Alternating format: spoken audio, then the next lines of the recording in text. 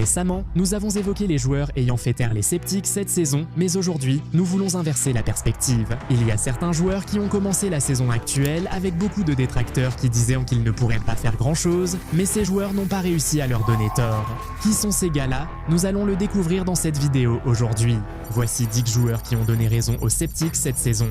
Avant qu'ils disparaissent, visitez la boutique Goal90 via le lien en description. Nous commençons avec Alessandro Garnacho. Sa relation avec Manchester United s'est mal terminée, ce qui lui a valu de nombreux détracteurs parmi les supporters. De plus, il a rejoint un rival direct, ce qui les a fait encore plus le détester.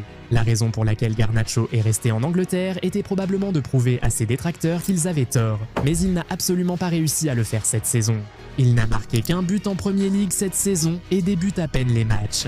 Des rumeurs disent même que le club veut déjà s'en séparer cet été. Des millions de personnes dans le monde ont douté de lui et de sa capacité à s'imposer dans un grand club. Mais malheureusement, il semble leur donner entièrement raison jusqu'à présent. Et après avoir parlé d'un homme qui est passé de United à Chelsea, parlons maintenant de celui qui a fait le chemin inverse, Mason Mount.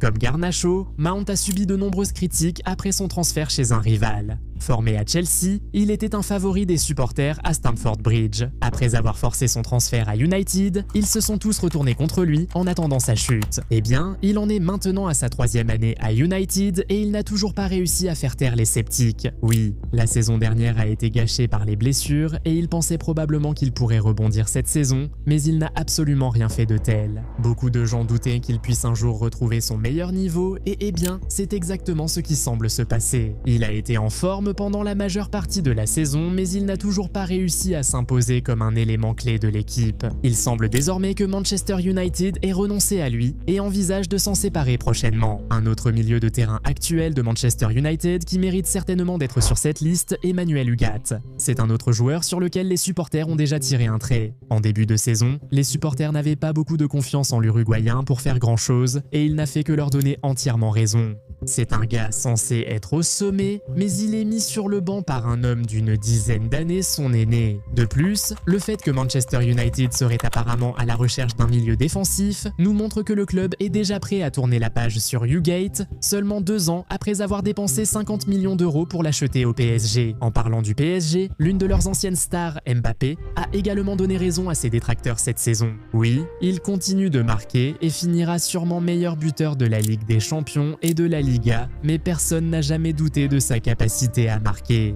Tout le monde vous dira qu'il est l'un des meilleurs de sa génération dans ce domaine. Ce que les gens ont toujours remis en question, c'est sa capacité à rendre son équipe meilleure et à la mener vers le succès collectif. Si on te considère parmi les meilleurs joueurs du monde, ce sont les standards attendus, et sur ce point, Mbappé semble encore avoir donné raison à ses détracteurs. Au PSG, il a marqué de nombreux buts, remporté plusieurs trophées individuels, mais n'a jamais permis de franchir la dernière étape en Ligue des Champions. Cependant, dès qu'il est parti, ils ont réussi à la gagner. Il a rejoint le Real Madrid et ce schéma semble s'être poursuivi. Il continue de marquer beaucoup, mais une équipe qui avait gagné la Ligue des Champions 2 fois en 3 ans avant son arrivée a maintenant été éliminée en quart 2 saisons d'affilée avec Mbappé. En fait, le Real Madrid est désormais certain de terminer la saison sans aucun trophée, ce qui ne leur était pas arrivé depuis un bon moment. Les sceptiques affirment que Mbappé affaiblit ses clubs et après ces 2 saisons au Real Madrid, il est difficile de leur donner tort. Un autre attaquant qui mérite de figurer sur cette liste est Liam Delap. En début de saison, beaucoup disaient que Chelsea avait eu tort de se séparer de Nicolas Jackson à cause de l'anglais. On l'a traité de catcheur et on s'est moqué de son style de jeu agressif et il a fini par leur donner raison. Cette saison, Delap a reçu plus de cartons qu'il n'a marqué de buts pour Chelsea et pour un numéro 9, c'est vraiment accablant. Honnêtement, il n'y a rien à dire pour le défendre. Cette statistique seule montre que l'étiquette de catcheur lui va bien.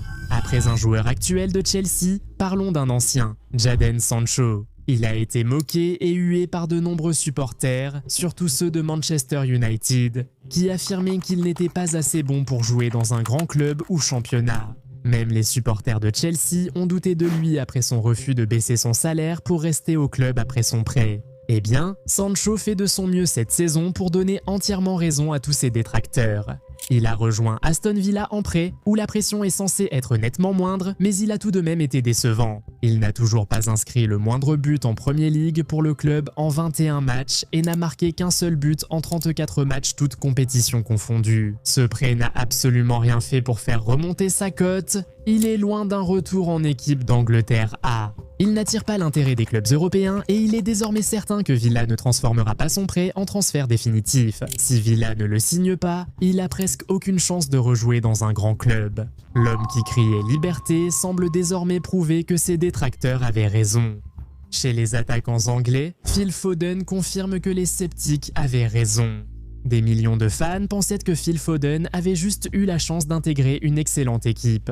Nombreux affirmaient qu'il dépendait de Kevin De Bruyne et serait en difficulté après le départ du Belge. C'est précisément ce qui semble arriver actuellement. Kevin De Bruyne a quitté City l'année dernière, donc naturellement, c'était le moment pour Phil Foden de prendre les choses en main et de faire de l'équipe la sienne, mais comme l'avaient prédit les sceptiques, il n'a pas réussi à le faire. À la place, Ryan Cherki est venu de France, a pris les responsabilités sur ses épaules et porte l'équipe vers ce qui pourrait être une saison très réussie. Maintenant, on a l'impression que même Pep Guardiola, qui était son plus grand fan au fil des années, a fini par laisser tomber Foden. Selon Thomas Tuchel, pendant la dernière trêve internationale, Phil Foden n'est pas assuré d'être dans l'effectif anglais pour la Coupe du Monde cet été. Et en parlant de Premier League, cela nous rappelle le joueur le plus cher du monde en ce moment, Florian Wirtz.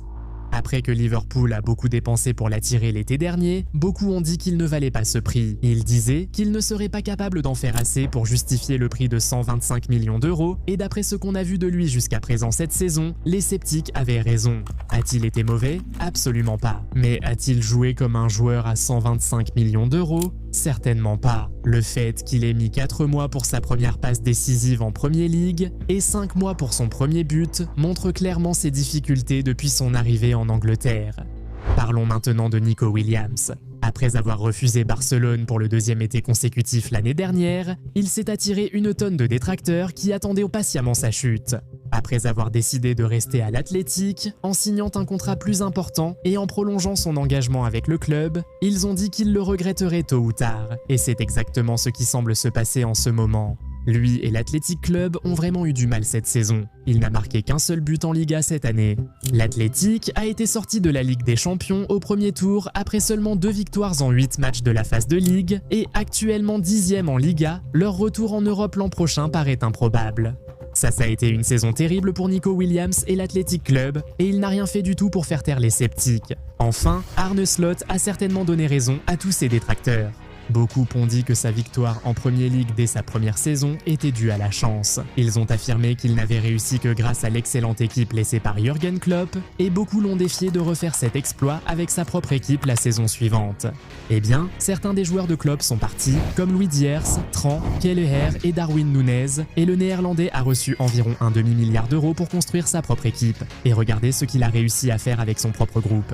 Avant même que la saison ne se termine officiellement, il est déjà confirmé que Liverpool la terminera sans aucun trophée. La seule bonne chose de toute leur saison, c'est qu'ils se qualifieront pour la Ligue des Champions la saison prochaine, et quand on considère combien le coach a eu à dépenser cet été, on a l'impression qu'il vient tout simplement de donner raison à tous ses détracteurs. Ah, et en plus, certains doutaient de ses compétences d'entraîneur, et sa gestion de Salah après sa saison exceptionnelle l'an dernier semble confirmer ces doutes. Bref, il est maintenant temps de vous entendre. Y a-t-il d'autres joueurs ou même des entraîneurs qui ont donné raison à tous leurs détracteurs cette saison? Mettez leur nom dans les commentaires. Si vous avez apprécié cette vidéo, mettez un pouce bleu et abonnez-vous à la chaîne. Activez aussi la cloche de notification pour ne rien manquer des nouveaux contenus. On se retrouve dans la prochaine vidéo. Salut!